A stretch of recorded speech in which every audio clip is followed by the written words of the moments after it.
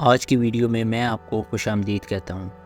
23 جولائی 1983 کو دن کے 3 بجے AC-143 ایئر کینیڈا کی یہ فلائٹ 61 پیسنجرز اور 8 کریو ممبرز کو مونٹریال سے آرمنٹن لے کر جانے کے لیے روانہ ہوتی ہے۔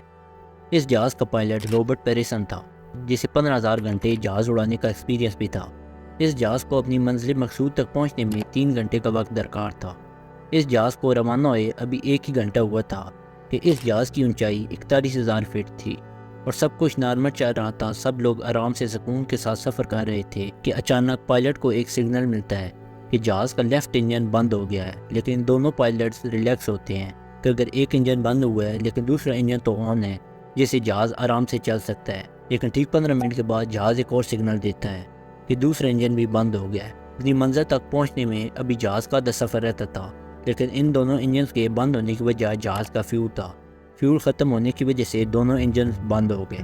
لیکن پھر اس جہاز کے ساتھ کیا ہوا، وہ کہاں گیا، یہ سب جاننے کے لیے ویڈیو پوری دیکھیں۔ ایئر کینیڈا کی اتنی بڑی فلائٹ آخر یہ چھوٹی سی غلطی کیسے کر سکتی ہے، اس کو جاننے کے لیے ہمیں تھوڑا پیچھے جانا پڑے گا۔ اس حادثے سے 1 دن پہلے یہ فلائٹ ٹورنٹو سے ایڈمنٹن کے لیے روانہ ہوتی ہے اور وہاں اس جہاز کی مینٹیننس وغیرہ چیک کی جاتی ہے اور پوری رات یہ فلائٹ وہیں سٹے کرتی ہے اور اگلے ہی دن یہ جہاز ایڈمنٹن سے مونٹریال کے لیے نکلتا ہے اور مونٹریال پہنچ کر جہاز کے سبھی سٹاف ممبرز کی ڈیوٹیز چینج ہو جاتی ہیں اور ڈیوٹیز چینج ہو کر یہ جہاز ایک سینئر پائلٹ رابرٹ پیریسن اور ایک جونیئر پائلٹ مورس کوئنٹل کی کمانڈ میں آ جاتا ہے۔ اس جہاز کے ٹیک آف کے دوران اس میں ایک ٹیکنیکل فالٹ آ گیا۔ وہ سینسر جو جہاز کے فیول کی اماؤنٹ کو چیک کرتا ہے وہ خراب ہو گیا، اس لیے جہاز کو مینولی ریفل نہیں کیا گیا اور سٹاف نے خود ہی اس میں فیول ڈالا۔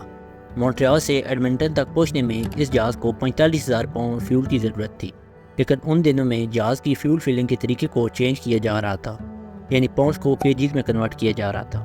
لیکن کسی ایک انسان کی غلطی کی وجہ سے 20,000 kg فیول کی جگہ 20,000 پاؤنڈ ہی فیول ڈالا گیا، جو کہ صرف 11,000 kg بنتا ہے۔ اور ایک غلطی یہ بھی تھی کہ ایئرپورٹ کے کنٹرولر نے جہاز کے فیول کو چیک کیے بغیر ہی ٹیک آف کا آرڈر دے دیا۔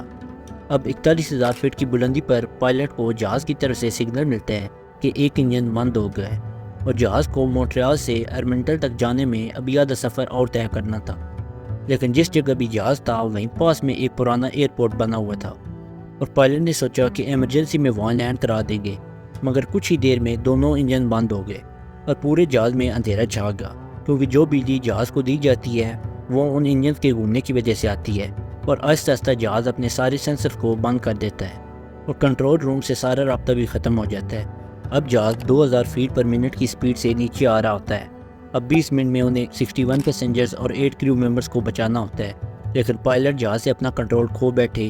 ان کے پاس فیول نہیں تھا اور دونوں انجن بھی آف ہو گئے تھے۔ پیسنجر نے جہاز میں کھلبلی مچا دی، جس سے جہاز کا بیلنس خراب ہوتا جا رہا تھا۔